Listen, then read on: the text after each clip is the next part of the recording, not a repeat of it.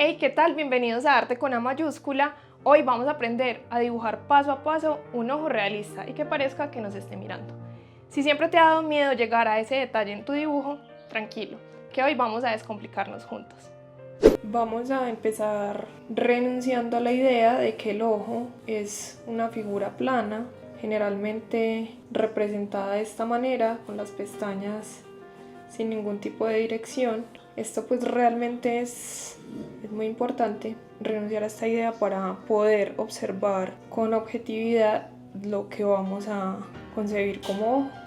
Partimos de la idea de que el ojo se comporta como una esfera, es decir, aquí empezamos con un círculo, podemos hacer una cruz a modo de plano cartesiano y en toda la mitad ubicar otro círculo un poco más pequeño que correspondería al iris y uno aún más pequeño que corresponde a la pupila. Teniendo en cuenta este esquema general, dependiendo del foco de luz que tengamos, se va a generar la luz más dura o la luz más alta, supongamos que viene desde aquí, y en ese orden de ideas se va desplazando la luz por la esfera, generando la sombra en esta parte inferior.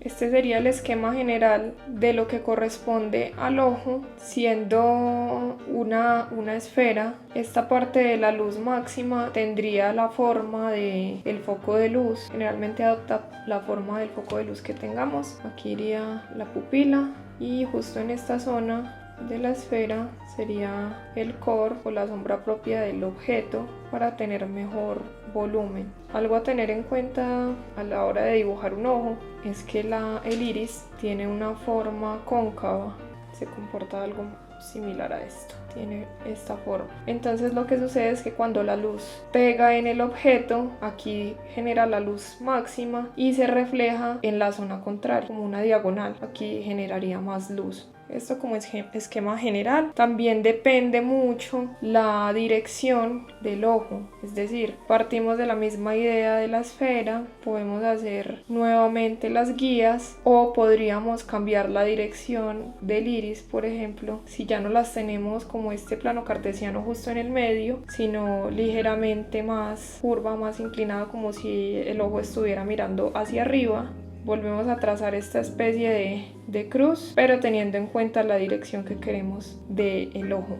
Y ubicamos el iris, que en este caso, a medida que se va poniendo más 3/4, deja de ser un círculo y se convierte en una elipse. Y lo mismo aquí con la pupila, también suponiendo que la luz venga desde arriba. Nuevamente tenemos el brillo máximo y toda esta zona core propia del objeto, que sería la esclerótida. Esto como esquema general. Aquí ya podemos entender un poco más cómo es esa anatomía del ojo y ya vemos que no se parece en nada a esto que sería como un icono o una idea general de lo que nos han hecho creer de lo que es un ojo. Hay varias cosas a tener en cuenta para continuar con el dibujo de la estructura, y es que el párpado suele tapar 1/4 del iris, es decir, si dividimos en 4 partes iguales el iris, el párpado se superpondría encima del iris tapándolo un poco.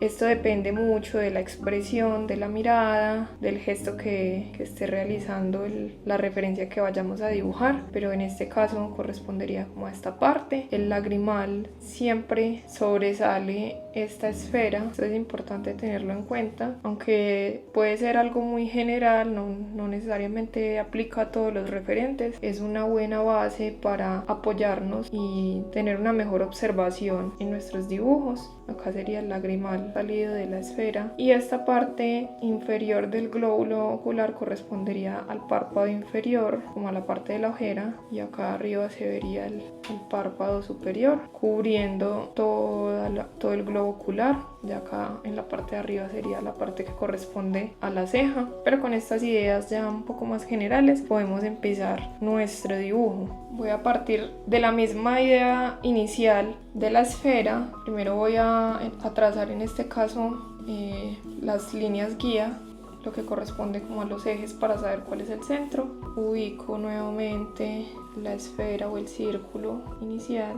En este caso no voy a hacer el ojo mirando justo hacia el frente, sino ligeramente más hacia este lado, entonces voy a desplazar un poco esta guía para acá para tenerlo como referencia. Y sobre esta guía que acabo de trazar nueva, ubicaría el iris con la pupila para que me quede como una mirada un poco más expresiva. Nuevamente el lagrimal saldría del globo ocular y también me voy a apoyar del encaje y de las líneas rectas para ir construyendo la forma del ojo, de lo general a lo particular siempre, para poder hacer correcciones más fácil antes de tener demasiada información en nuestro papel. Esta parte del ojo suele formar como una diagonal con el lagrimal, es decir, no están paralelos siempre, sino que tienen un ángulo ligeramente diferente. Este suele ser un poco más caído el lagrimal.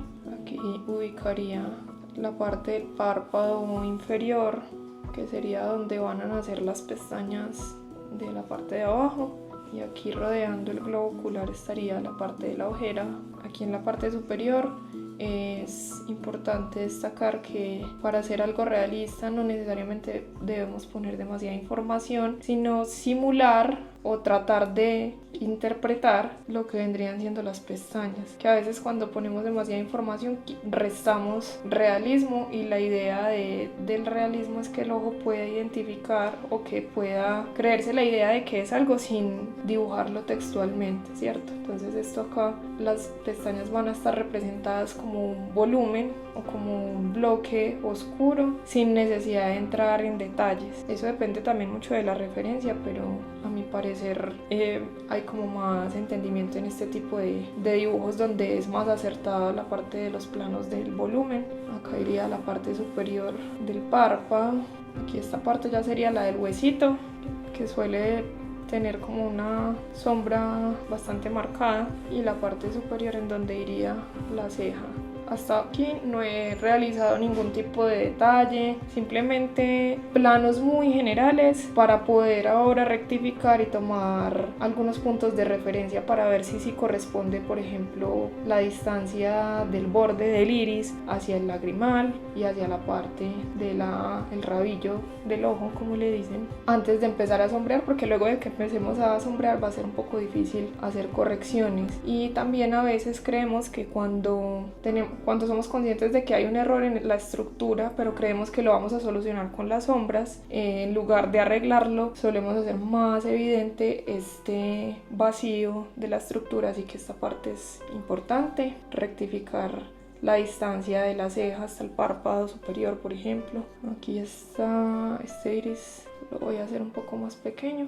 Como podemos ver, aquí solo estoy planteando la estructura, no he entrado en detalles y no he borrado nada, porque el borrador lo que me va a ayudar es a rescatar algunas luces o algunos brillos máximos. Me gusta mucho conservar la parte de la estructura como para dejar ver un poco esa memoria del dibujo, que siempre me ha parecido muy interesante. Acá voy puliendo un poco la parte de la ceja. Esto es muy irregular y la idea es solo representarlo con manchas, no hacerlo, por ejemplo, escribir completamente el pelo de la ceja o el pelo de la pestaña, sino, como les decía, generar volúmenes y bloques que parezcan pelo. Aquí que ya tengo esta estructura un poquito más, definida, ya voy a empezar a aplicar bloques oscuros. En este caso la primera parte la hice con vitaminas de la mina .5 para que me cree líneas bastante finas, y voy a empezar a hacer los bloques generales con el 2B y voy a ir incrementando las sombras con unos lápices un poquito más blandos. Empiezo, la pupila sería lo más negro de la imagen, lo que va a corresponder a este bloque de lo que serían las pestañas. En este caso de la referencia se juntan un poco los valores y eso también nos va a dar un poquito más de profundidad, una mirada más expresiva. Voy manejando también la presión del lápiz para hacer unas sombras un poquito más sutiles, y voy ganando los tonos por frotación y más no por presión, para no lastimar el papel y que él pueda seguir recibiendo más tonos a medida que avanzo en el dibujo. En este caso, esta parte del globo ocular la hemos visto que es blanca, pero como ya hemos visto cómo se comporta la luz en las esferas. El único brillo o la luz máxima correspondería a esta parte del brillo o de la luz en donde viene el foco, y esto tendría una sombra muy sutil. Esto también va a generar más realismo, porque si lo dejamos blanco pues va a ser demasiado plano, no va a tener la profundidad que estamos buscando. Hay que ser muy cuidadosos de observar bien qué es lo que tiene el tono del papel, que voy a dejar en reserva. Observando esos pequeños detalles podemos llegar a grandes resultados, que no nos dé susto agregar y agregar más tonos, que esto por el contrario va a enriquecer el dibujo. Aquí ya va tomando algo de forma. Por ahora solo he trabajado con el 2B y un poco en la dirección de lo que corresponde en el dibujo. Por ejemplo, como estoy trabajando a partir de una esfera, pues hay que tener en cuenta las direcciones con las que voy a sombrear para que el dibujo quede más volumétrico. Aquí en esta parte que ya tengo planteada toda la parte de las sombras más generales, voy a fundir un poquito con ayuda de este pincel que lo he estado utilizando últimamente en mis trabajos. Me ha gustado este pincelito, es de pelo sintético, es muy suave. Tampoco hay que abusar de esta herramienta porque a veces en vez de agregarle más le restamos. Yo simplemente lo que hago con este pincel es integrar un poco esos tonos iniciales, pero es importante resaltar que debo volver a refrescar las partes oscuras con un lápiz más blando. Esto lo que me va a generar es como un dibujo un poquito más atmosférico. Va a hacer que todos los tonos se integren un poquito más. No estoy haciéndole demasiada presión, simplemente estoy tratando de volver un poquito más homogénea la sombra para que el negro que le vaya a meter ahora sea mucho más profundo y se noten más las transiciones. Aquí voy a pasar al 5B, que es un poquito más blando, y repito nuevamente, voy refrescando estas partes, por ejemplo de la pupila, que sería lo más oscuro, tratando de tener cuidado con esta parte del brillo. Aunque ahora lo puedo rescatar con el borrador, es importante reservarlo porque si nos pasamos también va a ser más difícil retroceder. Aquí también va oscuro. Yo juego mucho con la presión de los lápices. A veces utilizo el mismo tono para gran parte de un dibujo, pero logro sacarle bastante provecho jugando con la presión, haciendo movimientos muy suaves para ir ganando de a poco el tono, y entre menos presión tenga, pues tonos más claritos voy a obtener. Es un buen ejercicio para dominar la presión de la mano. Todo este tema es de paciencia. Hay algo también importante a la hora de dibujar o hacer cosas realistas, son los bordes, aunque eso es tema para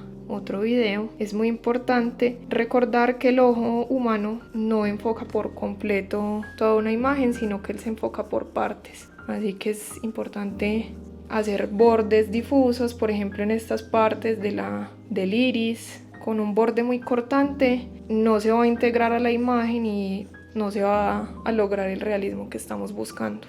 El dibujo es muy atmosférico aquí, no estoy haciendo líneas definidas, es un dibujo más por tonos. Voy ganando tonos de a poco, solamente donde necesite bordes cortantes o definidos, pues ya en ese caso ya lo haría, pero lo estoy dejando casi para el final para que puedan ver bien el contraste de estos. Aquí en este punto ya tengo un poco más de planos generales de sombra. Nuevamente voy a fundir un poco estas áreas de sombra y voy a aprovechar esta parte del pincel para difuminar o crear estos bordes difusos que les mencionaba, para que se vea todavía más integrado. Creo que ahí se alcanza a ver un poco el cambio de este borde que tenía anteriormente, que tenía una línea un poquito más definida, y aquí ya con la ayuda de este pincelito pude hacerlo un poco más atmosférico, más difuso. Estos pequeños detalles le dan demasiada lógica a los dibujos. Claro está que no es bueno abusar de estas herramientas como les mencionaba, simplemente en algunas zonas podemos aprovecharlo, y también cuando hacemos este fundido, que lo hacemos suave, con el limpiatipos o la goma moldeable, podemos rescatar algunos brillos si es necesario para que el ojo se vea un poquito más húmedo. Hago énfasis aquí en esta parte del hueso para que se vea más profunda la mirada y más integrada en esta parte de la ceja y del párpado superior. Otra vez voy a refrescar más todavía esta parte de la pupila, es lo que va a ser como más definido, o el punto de tensión que vamos a tener en la imagen para que toda nuestra mirada se vaya a este punto focal.